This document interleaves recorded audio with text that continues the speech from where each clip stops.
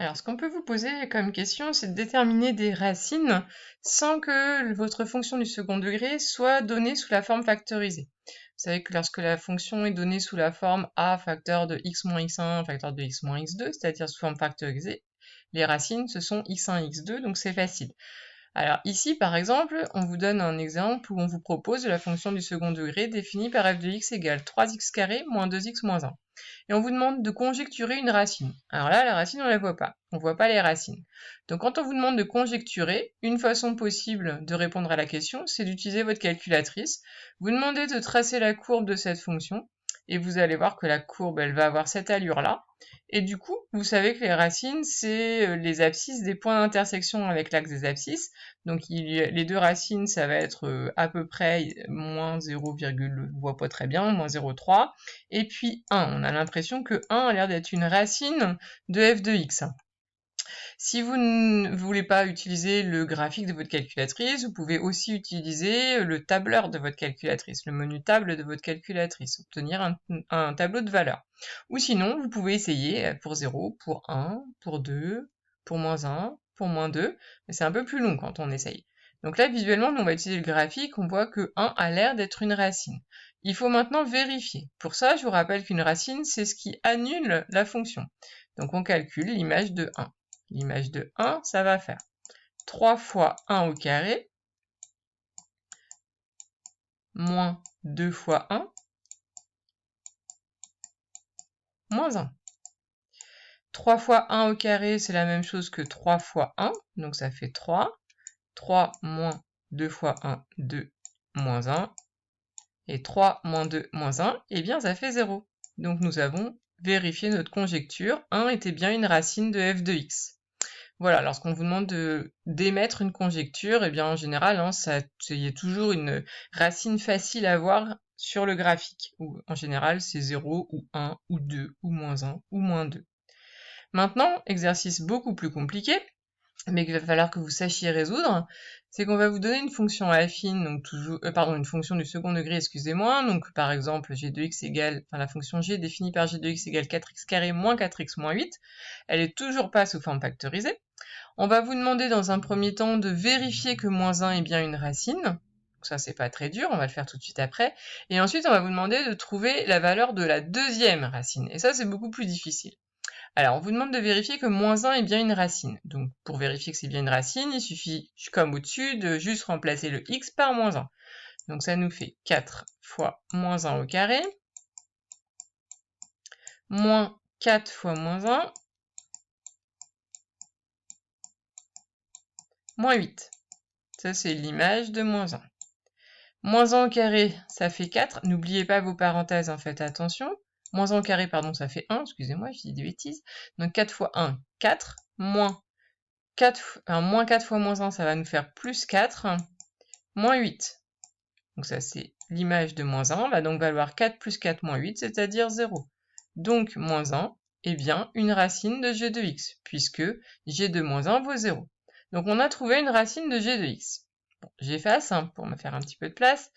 Maintenant, question 2, donc là c'est beaucoup plus compliqué, on vous demande de trouver la valeur de l'autre racine. Alors ça c'est assez calculatoire et surtout, ça va être un petit peu judicieux.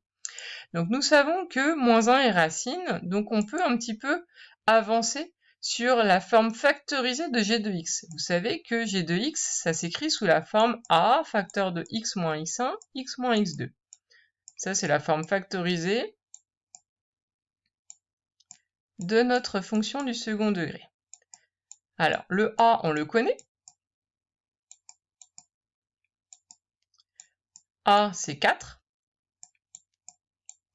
x1, eh bien, on va juste le trouver. x1, c'est moins 1. Donc, on va faire x moins moins 1, c'est-à-dire x plus 1.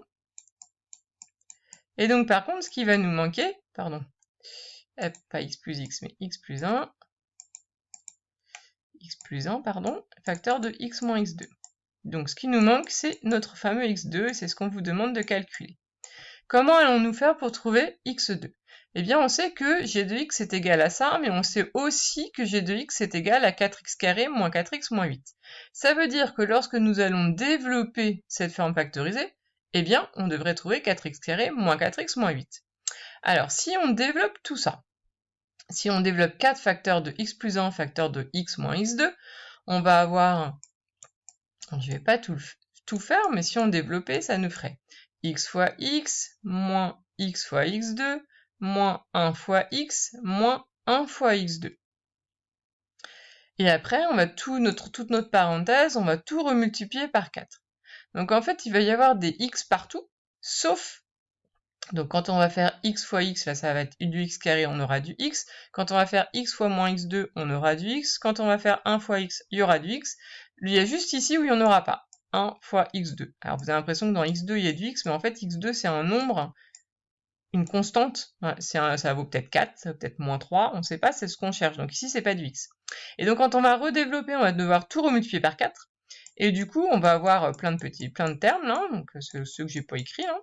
Moins le dernier c'est moins 4 fois x2. Et du coup, il va falloir que tout ça, ça soit égal à tout ça, sachant que ici, il y a du x, et ici, il n'y en a pas. Donc en fait, tout ce qui est en pointillé, ça va correspondre à 4x carré moins 4x, et ce qui est tout seul, c'est égal à moins 8. Donc du coup, ça va vous donner une petite équation. Vous allez avoir moins 4x2, qui doit être égal à moins 8. Alors, je ne suis pas certaine que tout le monde m'ait suivi, je pense que c'est un petit peu compliqué, mais ce qu'il faut que vous reteniez, lorsque vous avez la forme développée de votre polynôme, votre fonction du second degré, lorsque vous avez la forme factorisée de votre fonction du second degré, eh bien pour trouver le x2, il suffit juste de dire que quand vous faites a fois le x1 fois le x2, eh bien vous avez votre moins 8 là, votre constante, votre nombre tout seul, votre petit c, qui doit être égal à ça. Donc du coup ici, vu que x1 c'était moins 1, eh bien nous avons le a fois notre x1 qui était moins 1 fois notre x2 qui vaut moins 8. Enfin, ce que je vous conseille c'est de réécrire en fait ça, enfin plutôt ça, égale 4x carré moins 4x moins 8. Et vous vous intéressez juste au dernier terme. Donc 4x carré moins 4x moins 8. Au début, quand vous allez développer, il va y avoir plein de termes et vous allez juste vous faire le dernier. Donc ça fait 4 fois 1 fois moins x2, ça doit faire moins 8. Ça nous donne donc moins 4x2 égale moins 8. Et ça nous fait une mini-équation. Et on trouve x2 égale moins 8 divisé par moins 4, c'est-à-dire 2. Donc nous avons trouvé notre deuxième racine. Et on pourrait vérifier si vous remplaciez x par 2, donc 4 fois 2 au carré moins 4 fois 2 moins 8, eh bien on trouve 0. Donc notre deuxième racine, c'est 2. Donc après, quand on vous demande de factoriser g de x, ça c'est super facile, c'est a, donc 4, facteur de x moins x1, on avait dit que x1 c'était moins 1, donc ça fait x moins moins 1, donc x plus 1, facteur de x moins x2, c'est-à-dire x moins 2. Donc ce qui est très difficile, hein, c'est de trouver ce fameux 2, mais finalement, je vous dis, retenez, pour trouver cette deuxième racine, eh bien, il faut vous écriviez votre forme factorisée avec la fameuse inconnue qu'on cherche, là, notre fameuse x2, deuxième racine, et vous imaginez votre développement, juste le dernier terme de votre développement, donc ça fait 4 fois 1 fois moins x2, et il faut que ça soit égal à votre moins 8 qui est le c dans la forme développée de votre polynôme. Et donc ça vous donne une équation qui est ici, et on la résout, et on trouve x2.